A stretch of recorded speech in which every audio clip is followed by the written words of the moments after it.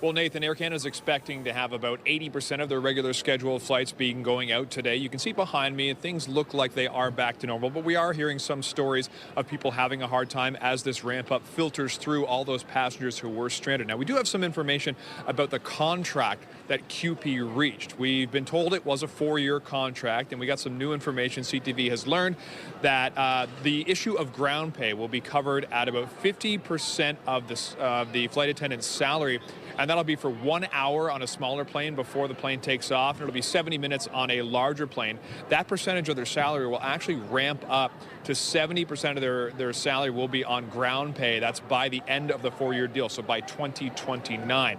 Now, focusing on what's happening today, because the strike is over, many passengers have been filtering through and talking about their experiences, but also a representative from Air Canada earlier talked about reimbursement programs that the airline will have for passengers who have been out of pocket, whether that be through another airline or having another mode of transport that they've had to take along their journey. But first, here's some passengers. Here's what they had to say.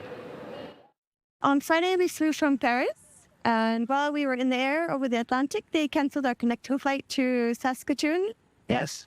And so we were stranded in Toronto for 5 nights. Come on.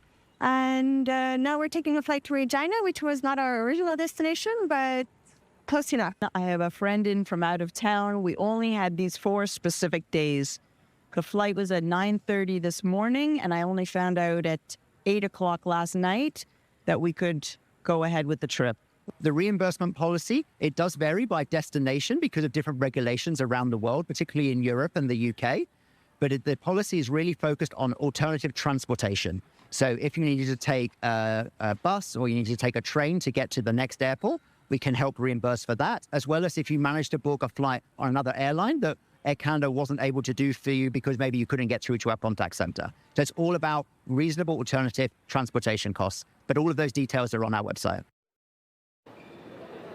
So while we are hearing from some customers who are finally getting out, there are also others who are finally coming home who have been stranded at other locations.